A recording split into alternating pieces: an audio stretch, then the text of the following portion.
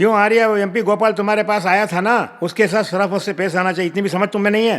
Sir, एक अच्छे इंसान को मुझसे ज्यादा इज्जत देने वाला ऑफिसर और कोई नहीं होगा। ऐसी बात है तो उसके छोटे भाई को रिहा करके क्यों नहीं भेजा? गुनाह करने वाले को सजा तो मिलनी चाहिए। उस दरिंदे को रिहा करने के लिए कौन बोलेगा मुझसे?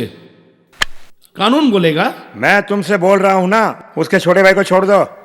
मेरे पास एक ही जुबान है और उससे कभी मैं बदलता नहीं। इस वक्त तुम मेरे नीचे काम कर रहे हो, इस बात को याद रखना। सॉरी सर, गलत मत समझना, हम दोनों ही इस वक्त कानून के लिए काम कर रहे हैं। मोरओवर, मैंने कोर्ट में चार्जशीट दाखिल कर दी है। चार्जशीट भेजने के बाद कुछ भी नहीं किया जा सकता। एक काम करो, उस एमपी के भाई को रिहा कर उसकी जगह किसी दूसरे को पकड़कर उसी को गुनहगार है बोलकर कोर्ट में हाजिर करो। आप जो बोल रहे हैं बिल्कुल ठीक है। एक काम कीजिए ना। क्या है, बोलो। अपने डिपार्टमेंट की सिगरेट अगर बाहर जाएगी तो वो अच्छी बात नहीं है। आप एक काम कीजिए ना, आप अपने हाथों से उसे रिहा करके खुद अंदर बंद हो जाइए। ये तो आप ही का आइडिया है ना, इससे दो काम हो जाएंगे।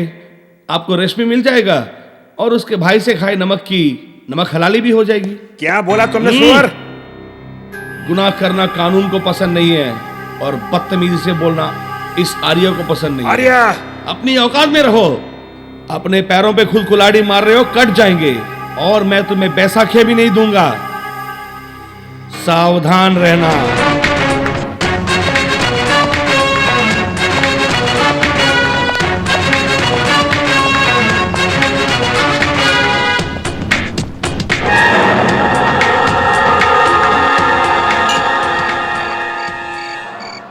भाई तुम मुझे मौका दो, आर्या और उसके पुलिस स्टेशन को बम से उड़ा दूंगा।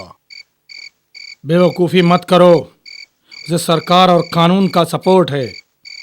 इस मामले में हमें चाल चलनी होगी।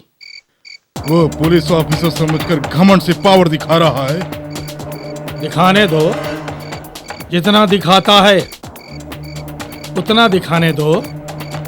कल कोर्ट में देख लेंगे। मृत लक्ष्मी के साथ बालेश्वर ने कोई अत्याचार नहीं किया, बल्कि उसकी मौत छत से गिर जाने के कारण हुई। ऐसा मृत लक्ष्मी के पिता चंद्रभान जी ने लिखित में बयान देकर अपने आरोप को वापस लेने की अर्जी देने के कारण बालेश्वर बेगुनाह साबित हुए। इसलिए अदालत बालेश्वर को बाइज्जत रिहा करती है।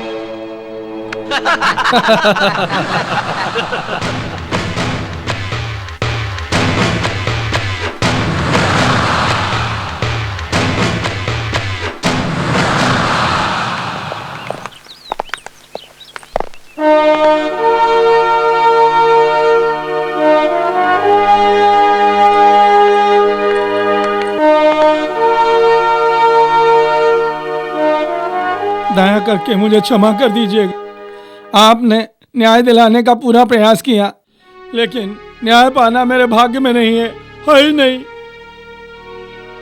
मुझे भी आपकी तरह संघर्ष करने की इच्छा है, लेकिन ना तो मेरे पास शक्ति है और ना उतनी सरकारी ताकत। पहले ही एक जवान बेटी खो चुका हूं, अब दूसरी को नहीं खोना चाहता, इसीलिए केस वापस ले लिया।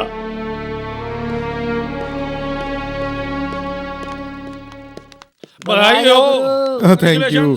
अरे ये क्या, तुम जीत गए गुरु। Thank you.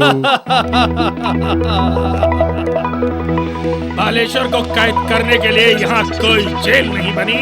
कानून कौन सी चिड़िया इसे मालूम नहीं, ये क्या जाने नया आदमी है। ए आर्या, अब तो मालूम हो गया ना, इस गोवर्धन परिवार के लिए कानून गौशाले में बंधे एक बकरे के जैसा है। चाहा तो पाला, नहीं तो बलि चढ़ाकर त्योहार मनाते हैं। तुम जैसे नादान शिकारियों को हिरण का शिकार करना चाहिए। ये भूल कर हम जैसे शेर का शिकार किया तो पति बचाने के बदले अपनी जान देनी पड़ती है। दफा हो जा।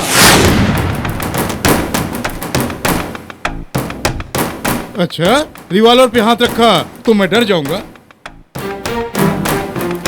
डर गया, अरे मैं तो डर गया। ए, मर्द होकर औरतों के सामने साड़ी पहनने वाले मर्द को पैंट पहनाने वाला वंश है हमारा। तुमने हमें ही ना मर्द समझा है क्या? फूट जा। किसी चोरी चमारी करने वाले को नहीं तो पॉकेट मारने वाले को पकड़ो। सरकार से सिफारिश करके मैं खुद अवार्ड दिलवा देता हूँ पुलिस वालों को। ए, तू मर्द है तो गोली चला। ए चूहा डर गया। अब देखो साले की।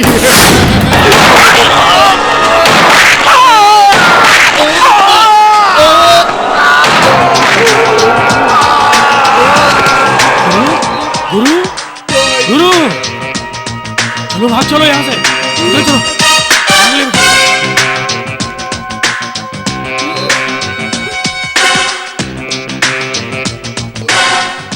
मैं जब एफआईआर फाइल करता हूँ या तो उसे कोर्ट सजा देती है या फिर मैं खुद सजा देता हूँ।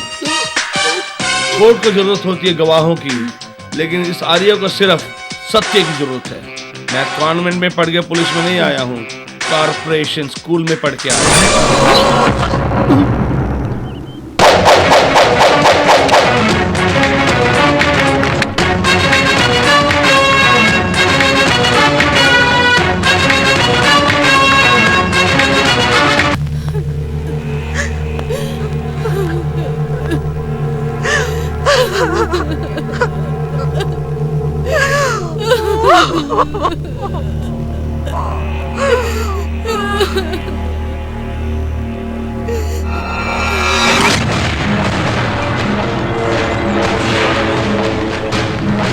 सर अंदर मीटिंग चल रही है। ओए साले हट कुत्ते।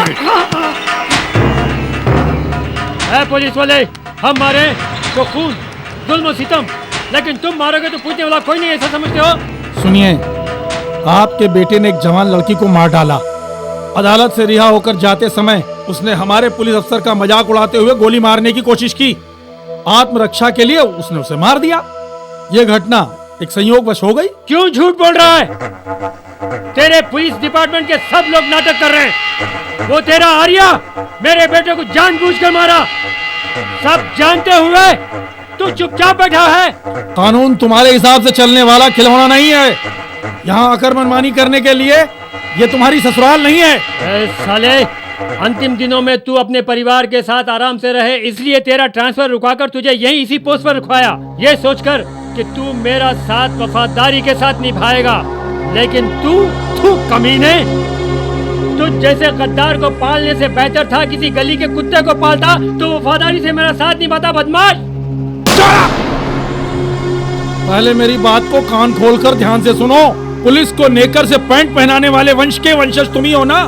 अगर हमारा आर्या ठान ले तो तुम सब लोगों की चड्डी उतार कर तुमको खुली सड़क पर परेड करा देगा, समझ लो।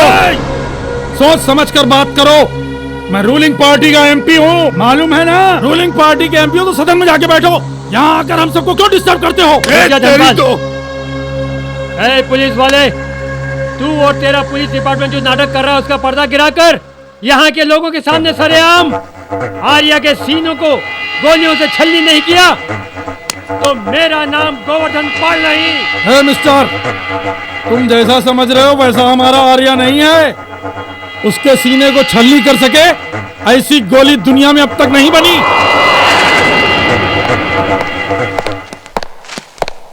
सामने से अशोक स्तंभ के जब गौर से देखो तो 3 शेर दिखते हैं और ना दिखने वाला चौथा शेर है हमारा आर्या। अब्दुल कलाम जी के मिसाइल से भी ज्यादा विस्फोटक है हमारा आर्या। तुम 1 इंच सोचोगे तो वो 10 इंच सोचेगा। तुम 1 कदम उठाओगे वो 10 कदम उठाएगा। आकाश, धरती, वायु, पानी, अग्नि, इन 5 महाभूतों से कहीं ज्यादा शक्तिशाली है हमारा आर्या। तुम्हारे जुल्मों सितम से बिलखती चीखती जनता को बचाने के लिए ही मैंने यहां आर्या को बुलाया।